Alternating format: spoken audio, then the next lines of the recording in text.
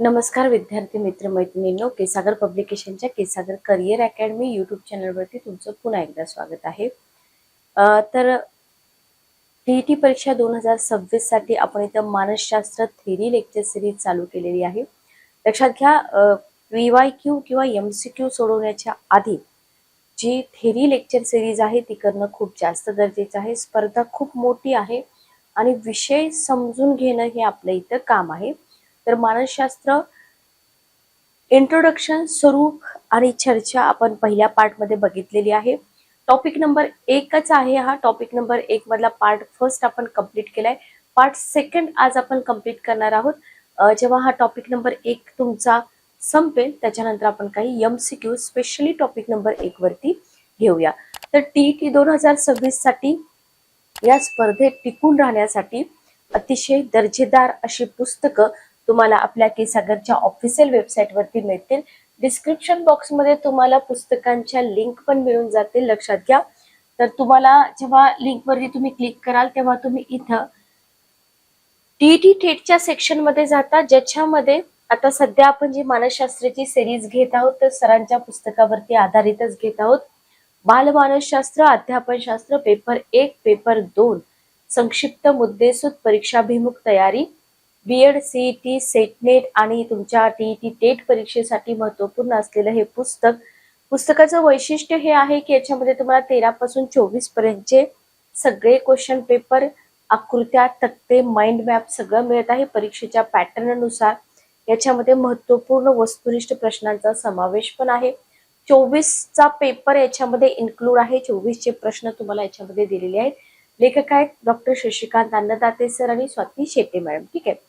याच्या व्यतिरिक्त पण मानसशास्त्राची बरीच पुस्तकं आपल्या वेबसाईट वरती अवेलेबल आहेत। मानसशास्त्रासोबतच तुम्हाला इथं अभियोग्यता, बुद्धिमत्ता चाचणी, मराठी शब्दसंग्रह, TCS PYQ घटकनिहाय विश्लेषण असेल, बुद्धिमापन चाचणी असेल, जनरल नॉलेज असेल, तर अशी बरीच पुस्तकं आपल्या ऑफिशियल वेबसाईट वरती तुम्हाला मिळत आहेत। तर टीईटी साठी तुम्ही ही दर्जेदार पुस्तकं नक्की वापरा आणि तुमची जी तयारी आहे त्याला एक परिपूर्ण बनवा, ठीक आहे। ओके, चला तर आपण सेशन कडे वळूया। टॉपिक नंबर 1 पार्ट 2 आपण इथं बघणार आहोत। अध्ययन अध्यापन प्रक्रिया जी आहे तर या प्रक्रियेशी मानसशास्त्राचा काय संबंध आहे हा आपला टॉपिक नंबर 1 मधला पार्ट 2 आहे। अध्ययन अध्यापनाचं मानसशास्त्र आपण शिकतोय। सो ही जी अध्ययन अध्यापन प्रक्रिया आहे याच्यासोबत मानसशास्त्राचा काय संबंध आहे ते आपल्याला इथं बघायचं आहे, ठीक आहे। ओके, चला बघा। तर अध्ययन अध्यापन प्रक्रिया बरोबर, तुम्ही एक टीचर म्हणून अध्यापन करणार आहात आणि तुमच्या समोर असणारे जे बालक आहेत ते अध्ययन करणार आहेत। तर अध्ययन अध्यापन प्रक्रियेचा विचार करण्यापूर्वी शिक्षण ही संज्ञा का आहे? आता तुम्ही म्हणाल की मॅडम शिक्षण संज्ञा इतकं डीप मध्ये अभ्यासणं गरजेचं आहे का? बघा, तुम्ही अभ्यासा रिवाइज करायची काही गरज नाही, कारण शिक्षण ह्या संज्ञेवरती तुम्हाला जास्त काही क्वेश्चन विचारले जाणार नाही। तर शिक्षण या संज्ञेचा अर्थ जो आहे ना तो अर्थ तुम्हाला माहित असायला पाहिजे। आता आपण जर खूपच याचा अर्थ पाहायला गेलं तर खूप व्यापक असा अर्थ आहे। शिक्षण ही काय आहे? शिक्षण ही अधिक व्यापक संज्ञा आहे। असं जरी विधान तुम्हाला परीक्षेमध्ये आलं तरी हे विधान कसं आहे? बरोबर आहे। तर शिक्षण ही काय आहे? एक व्यापक संज्ञा आहे, बरोबर। शिक्षण या शब्दाला एज्युकेशन असा शब्द वापरला जातो इंग्लिशमध्ये, बरोबर।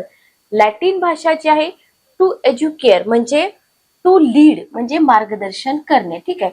आता हे लॅटिन भाषेमधल्या शब्दांची फोड, त्याचे अर्थ परीक्षेमध्ये विचारले जात नाहीत, लक्षात घ्या। इंट्रो मध्ये तुम्हाला फक्त हे बघावं लागतं। आणि जे काही विचारवंत आहेत त्यांनी आउट आणि ड्युको म्हणजे टू ड्रॉ, बरोबर। Educate mean to draw out what is potential असा शिक्षण या संज्ञेचा अर्थ लावतात काही विचारवंत, सगळेच नाही बरं का। तर इथं तुम्हाला शिक्षण ही संज्ञा समजली। आता हे थोडक्यात समजून घ्या, कारण शिक्षण संज्ञा तुम्हाला डीप मध्ये परीक्षेमध्ये विचारली जात नाही, ठीक आहे। मग आपण जे शिक्षण घेतोय किंवा आपण जे विद्यार्थ्यांना शिकवतोय तर त्या शिक्षणानं व्यक्तीचा सर्वांगीण विकास व्हायला पाहिजे। सर्वांगीण विकास म्हणजे काय? त्याचा शारीरिक विकास झाला पाहिजे, बरोबर। मानसिक विकास झाला पाहिजे, सामाजिक झाला पाहिजे, भावनिक झाला पाहिजे आणि नैतिक विकास झाला पाहिजे। म्हणजे तुम्हाला जर इनडायरेक्टली क्वेश्चन विचारला की शिक्षण किंवा सर्वांगीण शिक्षण याच्यामध्ये खालीलपैकी कोणत्या विकासांचा समावेश होतो? तर पहिला ऑप्शन असेल शारीरिक विकास, मानसिक विकास, सामाजिक विकास, भावनिक विकास आणि नैतिक विकास. ठीक आहे, ओके, क्लिअर. तर शिक्षण म्हणजे काय? शिक्षण म्हणजे अपेक्षित असा वर्तन बदल. ओके, शिक्षण म्हणजे काय? अपेक्षित असा वर्तन बदल. व्यक्तीचं जे वर्तन आहे त्या वर्तनामध्ये कसा बदल झाला पाहिजे? सुयोग्य आणि अपेक्षित बदल झाला पाहिजे. बरोबर. XYZ टॉपिक शिक्षकांनी शिकवला आणि त्या टॉपिकची काही उद्दिष्ट असतात की हा टॉपिक शिकल्यानंतर विद्यार्थ्यांना हे स्किल आलं पाहिजे किंवा हे विद्यार्थ्यांना समजलं पाहिजे. तर ते अपेक्षित आहे. बरोबर, की तुम्हाला ऍज अ टीचर म्हणून तुम्ही एखादा टॉपिक शिकवताय. For example, as a teacher म्हणून मी तुम्हाला मानसशास्त्र शिकवते. अपेक्षा काय आहे की तुम्हाला टीईटी परीक्षेमध्ये याच्यावरचे MCQ सॉल्व्ह करता आले पाहिजे. बरोबर, मानसशास्त्र तुम्हाला समजलं पाहिजे. तर हेच आहे शिक्षणाचं कार्य. काय आहे शिक्षणाचं कार्य? अपेक्षित वर्तन बदल. अपेक्षित म्हणजे सुयोग्य आणि अपेक्षित असा बदल. मग शिक्षणाच्या माध्यमातून काय होतं? आपले जे व्यक्तिमत्व आहे, जी पर्सनॅलिटी आहे, आपला टॉपिकच आहे व्यक्तिमत्व. तर व्यक्तिमत्वाचा समतोल, पूर्ण बॅलन्स असा जो विकास आहे ना, तो विकास इथं साधला जातो. आणि सगळ्यात महत्वाचं म्हणजे समायोजन क्षमता जी आहे ना, ती समायोजन क्षमता इथं विकसित होते. लक्षात घ्या. मग आता ही शिक्षण प्रक्रिया काय आहे, शिक्षण या शब्दाचा अर्थ काय, ही संज्ञा आपण बघितली. परीक्षेमध्ये याच्यामधून काही मुद्दे विचारले जाऊ शकतात आणि सगळ्यात महत्वाचं म्हणजे तुम्हाला इथं शिक्षण प्रक्रिया जी आहे त्या शिक्षण प्रक्रियेची वैशिष्ट्य विचारली जाऊ शकतात. ठीक आहे, शिक्षण प्रक्रियेची वैशिष्ट्ये जी आहेत ना, ती इथं तुम्हाला विचारली जाऊ शकतात. तर या संदर्भात आपल्याला काही वैशिष्ट्य बघायची आहेत आणि ऍज इट इज ती वैशिष्ट्ये आपल्याला लक्षात पण ठेवायची आहेत, कारण परीक्षेमध्ये विचारली जातात. तर पहिलं वैशिष्ट्य आहे शिक्षण ही अखंडपणे चालणारी प्रक्रिया आहे. बघा, शिकण्याला काही एज लिमिटेशन आहे का? नाही. आता ओपन युनिव्हर्सिटी मधून विद्यार्थी शिकतात. बरोबर, जे वर्किंग असतात किंवा हाऊसवाईफ असतील, कोणी असू द्या, त्यांचा खूप मोठा गॅप आहे, पुन्हा त्यांना शिकायची इच्छा झाली, शिकू शकतात. शिक्षणाला वयाचं बंधन नाही, अखंड चालणारी प्रक्रिया आहे आणि सतत माणूस काही ना काही शिकत असतो. बरोबर, त्याच्यासाठी शाळेत जाणं, कॉलेजमध्ये जाणंच गरजेचं नसतं. इतर काही गोष्टी आपण घरात शिकतो, आजूबाजूला समाजात शिकतो. तर शिक्षण ही अखंडपणे चालणारी प्रक्रिया आहे आणि नैसर्गिक आहे, सहज आहे. फॉर एक्झाम्पल बघा, भाषा, लहान मूल मातृभाषा घरामध्ये शिकतं, नैसर्गिक आहे. आपण त्याला शिकवतो का? नाही. आपलं ऐकलेलं बोललेलं पाहून ते शिकतं. तर शिक्षण ही काय आहे? एक नैसर्गिक आणि सहज प्रक्रिया आहे. त्याच्यानंतर पुढचा जो मुद्दा आहे ना, त्याच्यावरती 100% तुम्हाला क्वेश्चन येऊ शकतो. शिक्षण ही त्रिकेंद्रात्मक प्रक्रिया आहे. ठीक आहे, व्हेरी व्हेरी इम्पॉर्टंट. शिक्षण ही त्रिकेंद्रात्मक प्रक्रिया आहे. तर तुमच्यासाठी क्वेश्चन, त्रिकेंद्रात्मक प्रक्रिया याचा अर्थ काय? चला, मी तुम्हाला वेळ देते, 1-2 मिनिट वेळ देते. शिक्षण ही त्रिकेंद्रात्मक प्रक्रिया म्हणजे काय?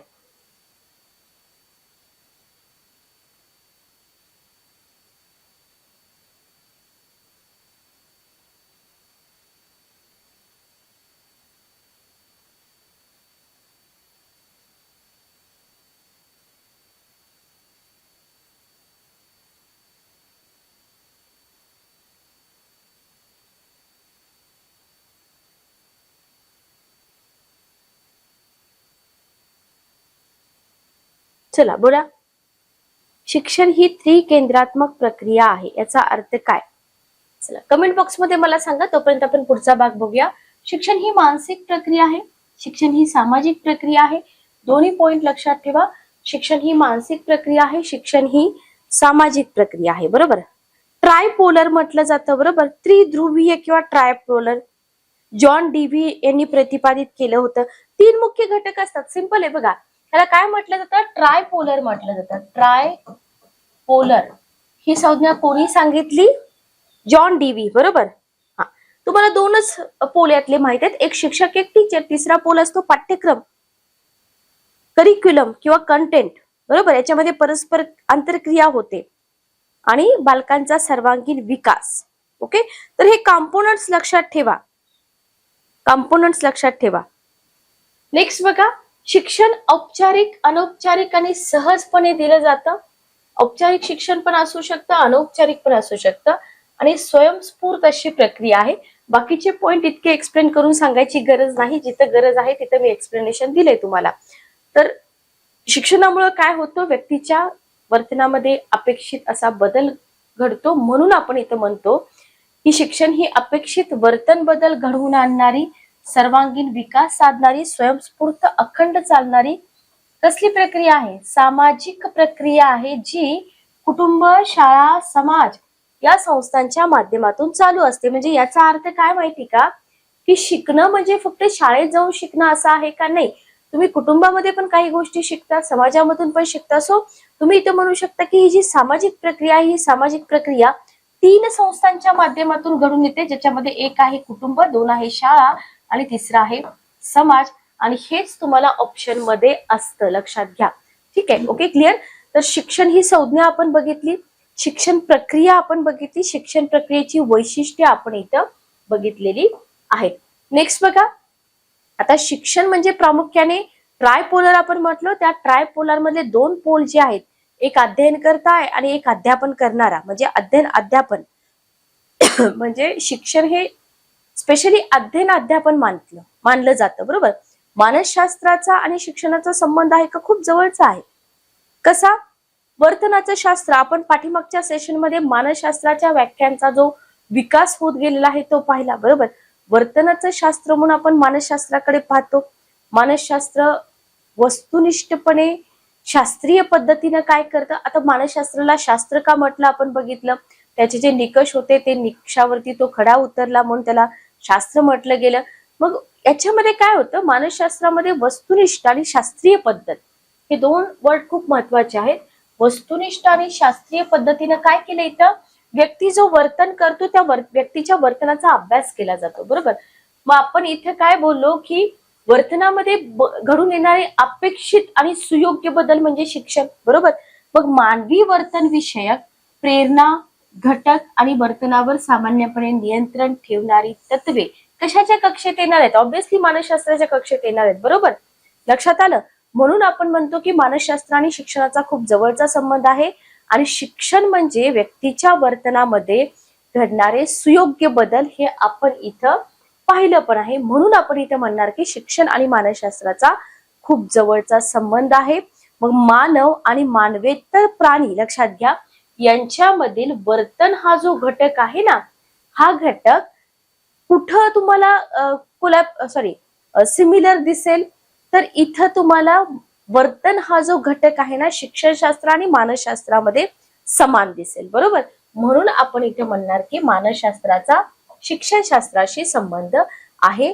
व्यक्तीचं वर्तन, त्या वर्तनाचा अभ्यास मानसशास्त्र करतं आणि व्यक्तीच्या वर्तनाला योग्य वळण लावण्याचं काम कोण करतं? शिक्षणशास्त्र करतं, बरोबर.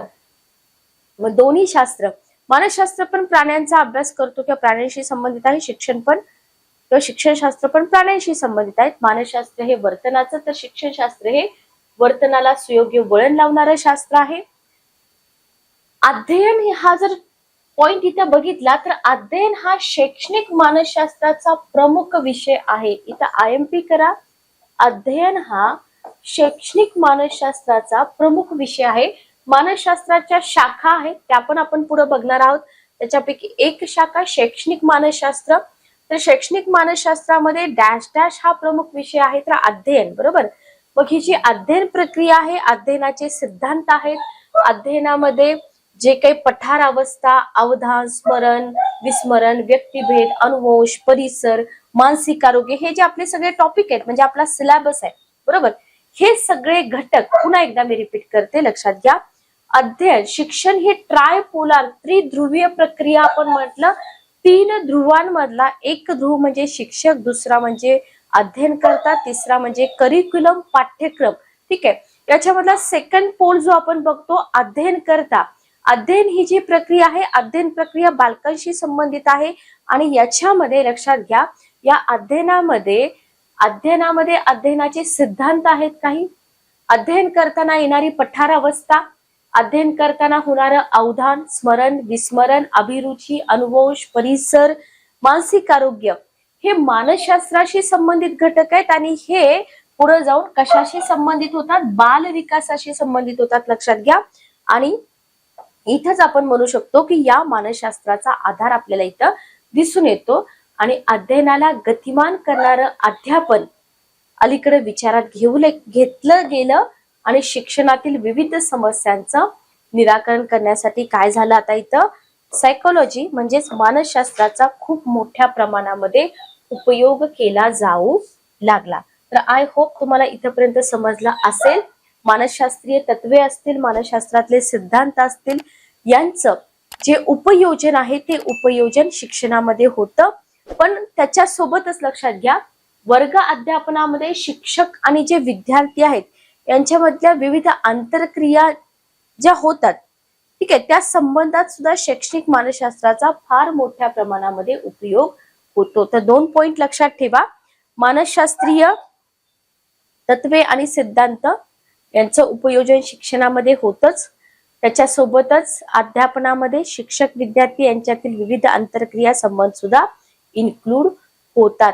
मग हा जो सगळा आपण भाग आता पाहिला, तर हा काय होता, शिक्षणशास्त्र आणि शैक्षणिक मानसशास्त्र यांचं जवळचं नातं, बरोबर, किंवा अध्ययन अध्यापन प्रक्रियेमध्ये मानसशास्त्राचा रोल काय आहे. समजलं का? इथपर्यंत जर काही तुमचे डाऊट असतील तर कमेंट बॉक्स मध्ये लिहून पाठवा, त्याची उत्तरं दिली जातील. ठीक आहे, ओके, क्लिअर. चला, नेक्स्ट आपला मुद्दा आहे शिक्षकाला मानसशास्त्राच्या अध्ययनाची काय गरज आहे. बरोबर, शिक्षण ट्रायपोलर प्रक्रिया आहे ज्याच्यामध्ये शिक्षक हा मुख्य आहे. तर ऍज अ टीचर म्हणून मला, आता मी तुम्हाला शिकवते, बरोबर, छोटी मुलं जे तुम्ही 5वी ते 8वी पर्यंत तुम्ही शिकवणार आहात, तर मानसशास्त्र तुमच्या परीक्षेसाठी मानसशास्त्र हा विषय का आहे, हा क्वेश्चन तुम्हाला पडला पाहिजे. की बाबा टीईटीची परीक्षा आम्ही देतोय, आम्हाला मानसशास्त्र तर लहान मुलांना शिकवायचंच नाहीये, मग मानसशास्त्र हा सब्जेक्ट का आहे, क्वेश्चन मार्क. बरोबर, तर लक्षात घ्या, शिक्षकाला अध्यापनाच्या माध्यमातून काय करायचं असतं, समोर जो बालक आहे, जो अध्ययनार्थी आहे, त्याचा सर्वांगीण विकास करायचा आहे. सर्वांगीण विकास म्हणजे शारीरिक, मानसिक, सामाजिक, नैतिक, भावनिक जे काय असेल ते असेल. बरोबर, मग विद्यार्थ्यामधून तुमचं गोल काय असणार आहे, की जे तुमच्या समोर विद्यार्थी आहेत, बरोबर, त्या विद्यार्थ्यामधून एक उत्तम नागरिक तुम्हाला घडवायचा आहे. उत्तम नागरिक घडवायचा हे हा तुमचा मोटो आहे किंवा हे तुमचं गोल आहे. मग त्याच्यासाठी अभ्यासक्रम, पाठ्यक्रम, पाठ्यपुस्तके, परिसर, प्रशिक्षण या सगळ्यांसंबंधी तुम्हाला कोण मार्गदर्शन करतं, मानसशास्त्र. लक्षात आलं, कोण मार्गदर्शन करतं, मानसशास्त्र. बरोबर, मग शिक्षणशास्त्र शिक्षणाचं ध्येय निश्चित करतं आणि हे जे शिक्षणशास्त्रानं निश्चित केलेलं ध्येय आहे, हे ध्येय गाठण्यासाठी गायडन्स कोण करतं, मानसशास्त्र करतं, की कसं गाठायचं बाबा हे ध्येय. बरोबर, आणि हे मार्गदर्शन घेण्यासाठी काय करावं लागतं, शिक्षकाला मानसशास्त्राचा अभ्यास, बाल मानसशास्त्राचा अभ्यास करावा लागतो तुम्हाला, किंवा अध्यापनाचं मानसशास्त्र. लक्षात आलं. तर इथं तुम्हाला ऍज अ टीचर म्हणून मानसशास्त्राच्या अध्ययनाची गरज का आहे, सोपे पॉइंट्स आहेत, याच्यामध्ये काहीही अवघड नाही.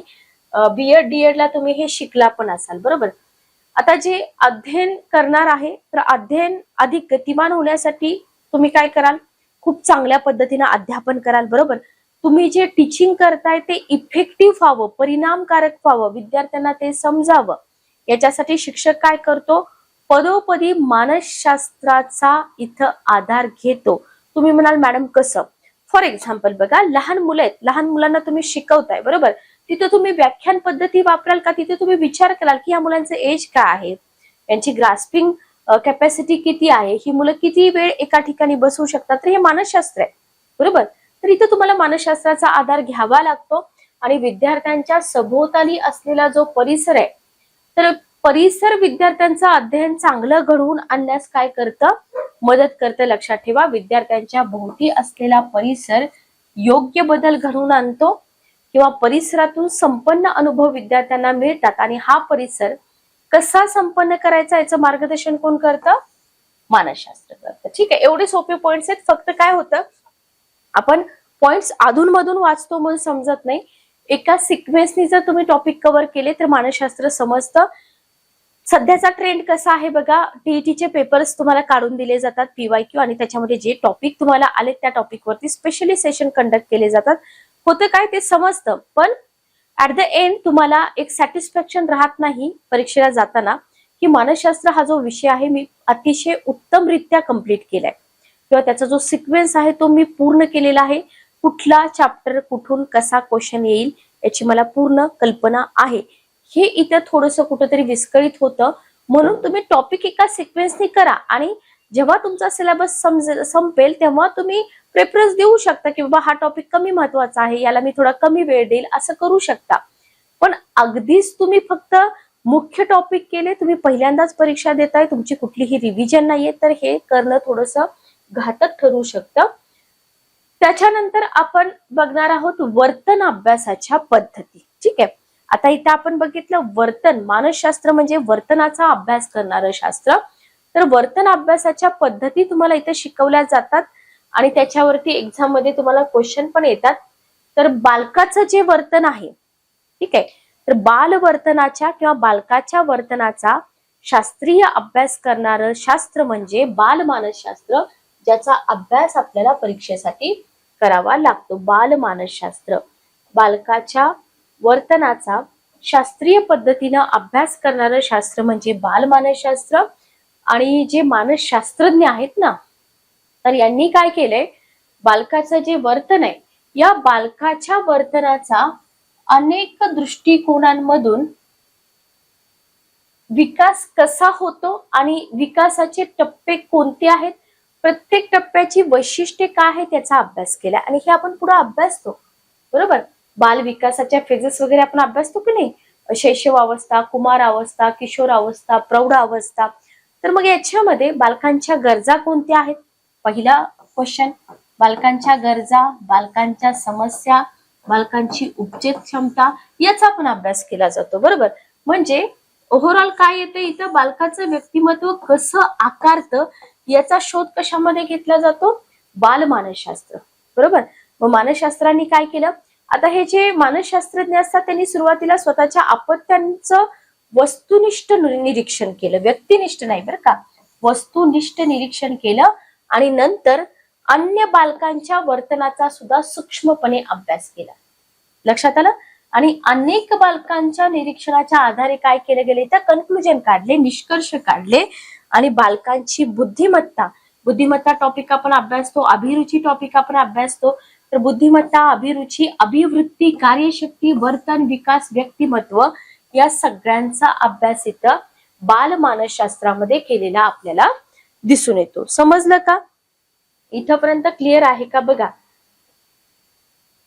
बालकांच्या वर्तनाचा अभ्यास, वर्तन पद्धती आपल्याला इथं बघायच्या आहे. चला, तर इथं बालकांची बुद्धिमत्ता, अभिरुची, अभिवृत्ती, कार्यशक्ती, वर्तन, विकास आणि व्यक्तिमत्व या सगळ्यांचा अभ्यास केला जातो. आणि याच्यासाठी जर आपण बघितलं तर इथं हे जे बालकांचं होणारं वर्तन आहे, ज्याला आपण काय म्हणतो बालवर्तन, तर हे बालवर्तन अभ्यासण्यासाठी इथं विविध साधनांचा आणि पद्धतींचा अवलंब केला. ठीक आहे, लक्षात घ्या. हे बालवर्तन अभ्यासण्यासाठी काय केलं, इथं विविध साधनांचा आणि पद्धतींचा अवलंब केला. आता काही पद्धती ज्या आहेत ना, तर काही पद्धती इथे शास्त्रीय क्षेत्रातून निवडलेल्या आहेत. ठीक आहे, आणि काही ज्या आहेत त्या संशोधन करून शोधलेल्या आहेत, हे पण आपल्याला इथे लक्षात ठेवायचं आहे. सगळ्याच पद्धतींचा आपल्याला अभ्यास करायचा नाहीये, काही स्पेसिफिक 5 ते 6 पद्धती आहेत त्याचा आपल्याला अभ्यास करायचा आहे. आणि ह्या ज्या पद्धती आपण बघतोय, ज्या शास्त्रीय क्षेत्रातून निवडलेत, काही पद्धती संशोधन करून शोधलेत, तर यांचा वापर कधी एकत्रित केला जातो तर कधी स्वतंत्र पण केला जातो. म्हणजे हे जे बालवर्तन आहे ना, हे अभ्यासासाठी ज्या पद्धती सर्वसामान्यपणे वापरल्या जातात ना, तेच आपल्याला अभ्यासायचे. सगळ्या पद्धतीसाठी काही आपल्याला इथे मानसशास्त्रामध्ये पीएचडी नाही करायची, लक्षात घ्या. तर वर्तन अभ्यासाच्या पद्धतीचं जे वर्गीकरण आहे, आपण काय बोललो की काही पद्धती शास्त्रीय क्षेत्रातून निवडलेत, काही पद्धती संशोधन करून शोधलेत. मग ह्या ज्या सगळ्या पद्धती आहेत ना, या पद्धतींचं वर्गीकरण केलेलं आहे शास्त्रीय आणि अशास्त्रीय अशा 2 सेक्शन मध्ये. ठीक आहे, ओके. शास्त्रीय आणि अशास्त्रीय अशा 2 सेक्शन मध्ये. इथं बघा, वर्तन अभ्यासाच्या पद्धती ज्याच्यामध्ये शास्त्रीय पद्धतीमध्ये प्रायोगिक पद्धत आहे, जीवन वृत्तांत आहे, सर्वेक्षण आहे, वैकासिक आहे आणि मनोविश्लेषण आहे. ठीक आहे, ओके. तर ह्या झाल्या शास्त्रीय पद्धती. शास्त्रीय पद्धतीमध्ये 5 पद्धती येतात: प्रायोगिक, जीवन वृत्तांत, सर्वेक्षण, वैकासिक आणि मनोविश्लेषण. अशास्त्रीय पद्धत जर तुम्ही बघितली तर पर्यंक, दंतकथा आणि आत्मनिरीक्षण ह्या 3 अशास्त्रीय पद्धती आहेत. Okay, clear? हे तुम्हाला समजलं असेल. आता याच्यापैकी आपल्याला काय करायचं आहे, याच्यापैकी आपल्याला फक्त 4 अभ्यास पद्धती अभ्यासायच्यात. वर्तन अभ्यास पद्धतीमधल्या 4. त्याच्यामधली पहिली आहे निरीक्षण पद्धत, दुसरी आहे प्रायोगिक पद्धत, तिसरी आहे सर्वेक्षण आणि चौथी आहे जीवन वृत्तांत. आता इथं बघा, जीवन वृत्तांत शास्त्रीय पद्धत आहे, लक्षात ठेवा बरं का. निरीक्षण, आत्मनिरीक्षण अशास्त्रीय आहे. ठीक आहे. तर ह्या 4 पद्धतींचा आपल्याला काय करायचंय, विस्तारपूर्वक अभ्यास करायचाय, कारण या 4 पद्धतींवरती क्वेश्चनची संख्या जास्त असते. याच्यापैकी पहिली पद्धत आपण बघतोय निरीक्षण पद्धत. ऑब्झर्वेशन मेथड म्हटलं जातं याला, निरीक्षण पद्धत, ऑब्झर्वेशन मेथड. निरीक्षण किती प्रकारचं असतं? 2 प्रकारचं असतं. आत्मनिरीक्षण पहिला प्रकार आहे निरीक्षणाचा आत्मनिरीक्षण, दुसरा आहे बाह्य निरीक्षण. लक्षात घ्या, आपण वर्तन अभ्यासाच्या पद्धती बघतोय, त्याच्यापैकी पहिली पद्धत आहे निरीक्षण पद्धत, ज्याला आपण ऑब्झर्वेशन मेथड म्हणतो. याचे पण 2 प्रकार पडतात, एक आत्मनिरीक्षण, एक बाह्य निरीक्षण. आत्मनिरीक्षण हे जे केलं जातं किंवा वापरलं जातं हे प्रौढांशी रिलेटेड आहे. बालकांना आत्मनिरीक्षण करता येईल का? नाही. तर अंतर्मुख होऊन, आत्मनिरीक्षण म्हणजे काय?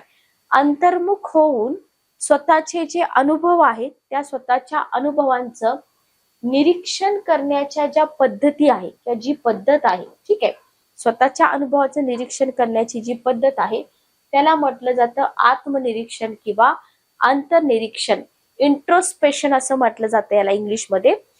इंग्लिशमध्ये लक्षात ठेवा, जे कम्फर्टेबल आहे त्यांनी लक्षात ठेवा, अदरवाईज पेपर बायलिंग्वल नसतो तुमचा बहुतेक. तर अंतर्निरीक्षण बरोबर म्हणजे एखादी घटना आहे तुमच्या आयुष्यामध्ये, एखादी घटना घडून गेली, ठीक आहे, त्या घटनेचा अनुभव घेऊन त्याचा वृत्तांत कथन करणं म्हणजे आत्मनिरीक्षण किंवा अंतर्निरीक्षण. बरोबर. मग हे जे आत्मनिरीक्षण आहे किंवा ही जी आत्मनिरीक्षण पद्धत आहे ना, याचा अवलंब करण्यामध्ये काही फायदे पण आहेत, काही तोटे पण आहेत. इव्हन प्रत्येक पद्धत, वर्तन अभ्यासाची कुठली पण पद्धत तुम्ही अभ्यासा, त्याच्यामध्ये ती पद्धत अवलंबताना काही पॉझिटिव्ह घटक तुम्हाला दिसणार आहेत, काही निगेटिव्ह पण दिसणार आहेत. तर काही फायदेही आहेत, काही तोटेही आहेत. ठीक आहे. म्हणून आपण इथे म्हणतो की काही लिमिटेशन पडतात, आत्मनिरीक्षणाला सुद्धा काही मर्यादा पडतात. आता काय मर्यादा पडतात ते पण आपल्याला बघावं लागतं, काय मर्यादा पडतात. ठीक आहे, ओके. बघा, जर तुम्ही वर्तन अभ्यासाची आत्मनिरीक्षण पद्धत वापरत असाल तर तुम्हाला फायदा काय होतो? पहिला फायदा इथं होतो की या पद्धतीमध्ये प्रयोग करणारा जो आहे, या पद्धतीमध्ये प्रयोग करणारा जो आहे प्रयोजक, आणि ज्याच्यावर प्रयोग करायचा आहे तो प्रयोज्य. ठीक आहे. प्रयोग करणारा प्रयोजक, ज्याला आपण ए म्हणूया, आणि ज्याच्यावर प्रयोग करायचा प्रयोज्य बी. ठीक आहे. या दोन्ही व्यक्ती एकच असतात. बरोबर. म्हणजे इथं आपण बी म्हणतोय पण हा एच बी आहे असं. ठीक आहे. मग आपलं मन जे आहे, आपलं मन ही प्रयोगशाळा आहे, सतत आपल्या बरोबर असतं, आपलं मन सतत आपल्या बरोबर असतं. बरोबर. इतर कोणत्याही साहित्याची आवश्यकता आहे का? नाही. स्वतःच्या मानसिक क्रियांचं निरीक्षण करायचं असतं आपल्याला इथं, स्वतःच्याच मानसिक क्रियांचं निरीक्षण. म्हणून ही पद्धत केव्हाही कुठेही वापरता येते. म्हणजे कारण का, आपलं मन कायम आपल्या सोबत असतं. मन हीच आपली प्रयोगशाळा आहे. कुठं? आत्मनिरीक्षण पद्धतीमध्ये. बरोबर. म्हणून आपण इथे म्हणतो की आत्मनिरीक्षण पद्धतीचा एक फायदा काय आहे की ही पद्धत केव्हाही कुठेही वापरता येते. सेकंड बघा, इथं कुठल्याही वस्तूची, कुठल्याही प्रयोगशाळेची गरज नसते. म्हणून आत्मनिरीक्षण पद्धत कशी आहे? बिनखर्चाची आहे. बरोबर. ओके. काही मनोव्यापार ज्यांचा अनुभव आपण स्वतः घेतो, ठीक आहे, तो व्यक्त करता येतो. म्हणजे जसं की पोट दुखत असेल, बरोबर, तर त्याचा अनुभव आलेल्या व्यक्तीनेच डॉक्टरांजवळ व्यक्त केला पाहिजे. आता तुम्ही आणि तुमचा भाऊ आहे, तुमच्या भावाचं पोट दुखतंय, बरोबर, त्यानंच सांगितलं पाहिजे. तुम्ही सांगून उपयोग आहे का? नाही. तर आपल्या मनातील भावना, विचार आपण स्वतः स्पष्ट सांगू शकतो, दुसरं कोणी सांगू शकतं का? नाही. म्हणून आत्मनिरीक्षण पद्धत महत्वाची आहे. आत्मनिरीक्षणामुळे आत्मदोष कमी करता येतात. अंतर्निरीक्षण करतो ना आपण, कमी करता येतात, पण समूळ नाहीसे केले जातात असं नाही बघा. समूळ नाहीसे करता येत नाहीत. आत्मनिरीक्षणामुळे आत्मदोष कमी करता येतात, पण समूळ नाहीसे करता येतात का? येतात. ठीक आहे. 2 वाक्य तुम्हाला परीक्षेत देतील की समूळ नाहीसे करता येत नाहीत, समूळ नाहीसे करता येतात. कमी पण करता येतात आणि समूळ नाहीसे पण करता येतात. लक्षात घ्या. नेक्स्ट पॉइंट बघा. कोणत्याही वर्तन परिणामाचे सामान्यीकरण करण्यापूर्वी, बघा एखादं वर्तन परिणाम आहे आणि त्याचं सामान्यीकरण करण्यापूर्वी ते वर्तन कितपत बरोबर आहे याचा पडताळा आत्मनिरीक्षण पद्धतीने घेता येतो. उदाहरणार्थ बघा, मातृप्रेम, बरोबर, मातृप्रेमाचं सामान्यीकरण करण्यापूर्वी ते आत्मनिरीक्षण पद्धतीने पडताळू शकतो का? पडताळू शकतो. भावना आणि विचार याच्यामधील जिवंतपणा जो आहे, भावना आणि विचार याच्यामधला जो जिवंतपणा आहे तो तुम्ही कोणत्या पद्धतीमुळे अनुभवू शकता? आत्मनिरीक्षण पद्धतीमुळे अनुभवू शकता. लक्षात घ्या. आणि हे जे 6 पॉइंट्स आहेत, हे 6 पॉइंट सफिशियंट आहेत परीक्षेसाठी. आत्मनिरीक्षण पद्धतीचे हे काय आहेत? फायदे आहेत. आत्मनिरीक्षण पद्धतीचे तोटे जर तुम्ही बघितले किंवा दोष जर बघितले तर आत्मनिरीक्षण करणं कसं असतं? कठीण असतं. लक्षात घ्या. ठीक आहे. आत्मनिरीक्षण करणं कठीण असतं. आपल्या ज्या भावना असतात सगळ्याच भावना सारख्या नसतात. काही तीव्र स्वरूपातील भावना पण असतात. मग या तीव्र स्वरूपातील भावनांचं निरीक्षण किंवा तीव्रता कमी होऊ न देता खरोखर त्याचं निरीक्षण करणं कठीण आहे. बरोबर, सोपं नाहीये. उदाहरणार्थ बघा, आपण खूप संतापलोय, बरोबर, आणि आपली जी ही अवस्था आहे, संतप्त अवस्था, ही कमी होऊ न देता तुम्ही निरीक्षण करू शकता का? नाही. लक्षात घ्या. किंवा आनंदमय अवस्था आहे, याचं निरीक्षण करताना आनंदाची अवस्था जशीच्या तशी टिकते का? नाही. काळ हे सगळ्यात मोठं औषध आहे असं म्हटलं जातं. तर काळाच्या ओघामध्ये प्रत्येक गोष्टीची तीव्रता, महत्व कमी होत जातं. तर सेम इथं असंच तुम्हाला सांगितलेलं आहे. फॉर एक्झाम्पल, एक 8 दिवसापूर्वी तुम्ही खूप आनंदी होता, बरोबर. 8 दिवसानंतर तीच तीव्रता तुमच्यामध्ये असेल का? नाही. बरोबर. म्हणून इथं म्हटलं जातं की जी अवस्था आहे ती अवस्था कमी न होऊ देता जशीची तशी टिकू शकते का? नाही टिकू शकत. म्हणून इथं आत्मनिरीक्षण पद्धतीमधला हा एक ड्रॉबॅक आहे. चला नेक्स्ट बघा, की अस्पष्ट मानसिक प्रक्रिया. मानसिक प्रक्रिया कशा असतात? अस्पष्ट असतात. तर त्यांचं निरीक्षण करणं इथं कठीण असतं. आत्मनिरीक्षण वस्तुनिष्ठ पद्धत आहे, बरोबर आहे का? नाही. आत्मनिरीक्षण ही आत्मनिष्ठ असते. लक्षात घ्या. व्यक्ती सापेक्ष असते. ठीक आहे. हे 2 शब्द जे आहेत ना ते खूप इम्पॉर्टंट आहेत. तुम्हाला विधान दिले जातात 2, त्याच्यामध्ये इथं तुम्हाला चुकीची विधानं विचारली जातात. तर आत्मनिरीक्षण वस्तुनिष्ठ नाही तर आत्मनिष्ठ आहे, व्यक्ती सापेक्ष आहे. बरोबर. इतरांना एखाद्या मानसिक प्रक्रियेबद्दल काय वाटतं ते आत्मनिरीक्षणाने पाहून अंदाज घेता येतो, हे ठीक आहे. ठीक आहे. पण ही पद्धत आपण प्रत्येक वेळी वापरू शकतो का? नाही. लक्षात घ्या. म्हणजे पद्धत वापरून सामान्यीकरण करणं कठीण आहे किंवा प्रत्येक वेळी पॉसिबल नाही, आणि सगळ्यांसाठी पॉसिबल नाही. सगळ्यात महत्वाचं की आत्मनिरीक्षण पद्धत सगळ्यांसाठी पॉसिबल नाही. आत्मनिरीक्षण हे व्यक्तिगत आहे, व्यक्ती सापेक्ष आहे. लक्षात घ्या. त्याच्यामुळे काय होतं की व्यक्तीच्या आवडीनिवडी, बरोबर, व्यक्तीची वृत्ती, व्यक्तीचे पूर्वग्रह काय आहेत त्याचा परिणाम होत असतो. म्हणजे तुम्हाला क्वेश्चन विचारला जाऊ शकतो की आत्मनिरीक्षण पद्धतीमध्ये कोणत्या गोष्टींचा परिणाम होतो निरीक्षणावरती. ठीक आहे. तर पहिला पॉइंट तिथं असेल तुमचा व्यक्तीच्या आवडीनिवडीचा परिणाम होतो, व्यक्तीच्या वृत्तीचा परिणाम होतो, व्यक्तीच्या पूर्वग्रहाचा पण परिणाम होतो. बरोबर. म्हणजे आता ह्याचा अर्थ काय की ए नावाचा पर्सन आहे, बी नावाचा पर्सन आहे, बरोबर. याची आवड निवड, याची वृत्ती, याचा पूर्वग्रह वेगळा असू शकतो. त्याच्यामुळे 2 व्यक्ती जे आहेत ते 2 व्यक्ती जर एकाच गोष्टी संबंधी, एकाच अनुभवासंबंधी जर आत्मनिरीक्षण करत असतील तर त्यांचे जे निरीक्षण येणार आहेत ते सेम असतील का? नाही. कारण का? रिझन काय आहे? तर इथं वृत्ती, त्याच्यानंतर सवयी, आवडीनिवडी याचा परिणाम होत असतो, लक्षात घ्या. त्याच्यामुळे इथं दोन व्यक्तींचे आत्मानुभव असतात ना, ते कसे असतात? भिन्न असतात. का भिन्न असतात? तर आवडीनिवडी, वृत्ती आणि पूर्वग्रहाचा परिणाम होतो, लक्षात घ्या. काही वेळा काय होतं, आत्मनिरीक्षण करणारी जी व्यक्ती असते ना, तर तिला काय वाटले हे सांगण्याऐवजी, लक्षात घ्या, काय वाटायला हवं हे सांगण्याची दाट शक्यता असते.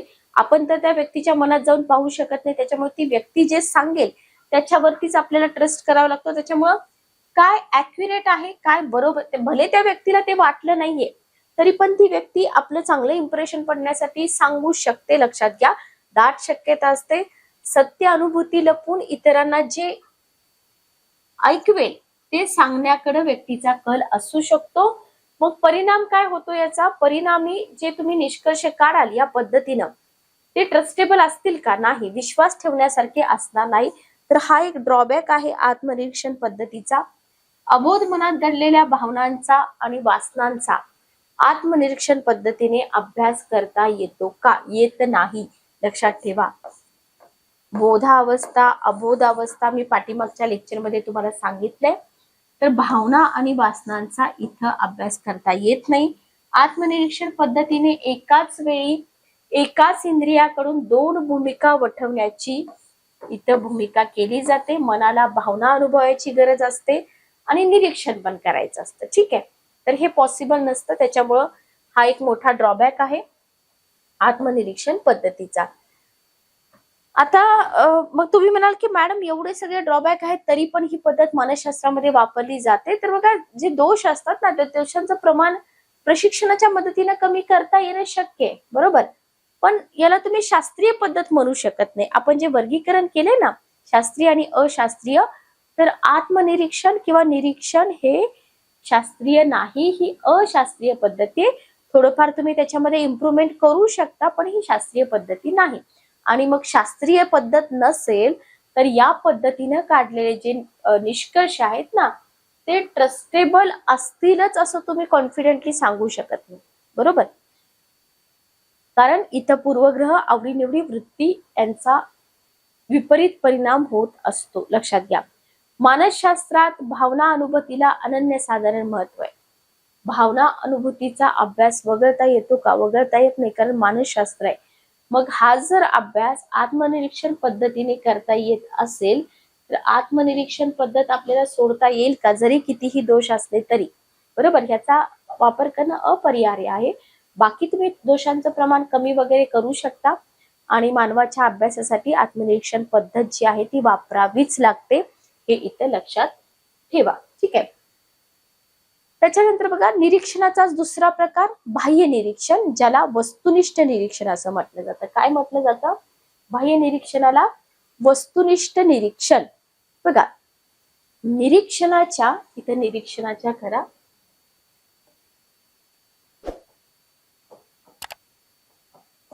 निरीक्षणाच्या पद्धतीचा अभ्यास करताना आपण पहिला प्रकार अभ्यासला आत्मनिरीक्षण.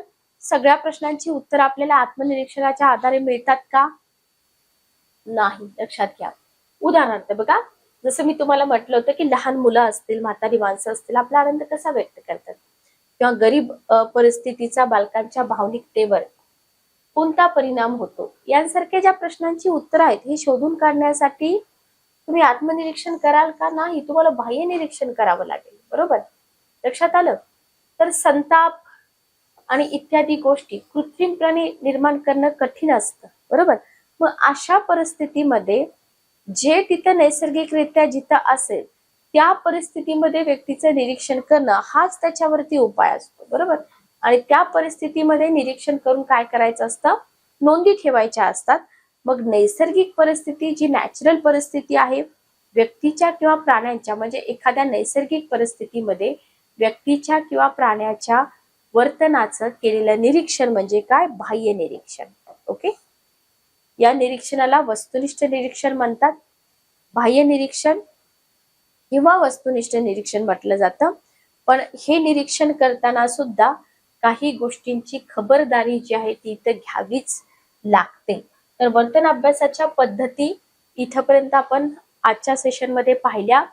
उद्याच्या सेशनमध्ये वर्तन अभ्यासाच्या बाकीच्या ज्या राहिलेल्या पद्धती आहेत त्या आपण कंप्लीट करणार आहेत. तर हा आहे आपला टॉपिक नंबर 1 मधला भाग 2. ठीक आहे, भाग 3 होतील. टॉपिक 1 चे 3 भाग होतील, लक्षात घ्या. आणि त्याच्यानंतर आपला टॉपिक नंबर 2 जो आहे तो चालू होईल.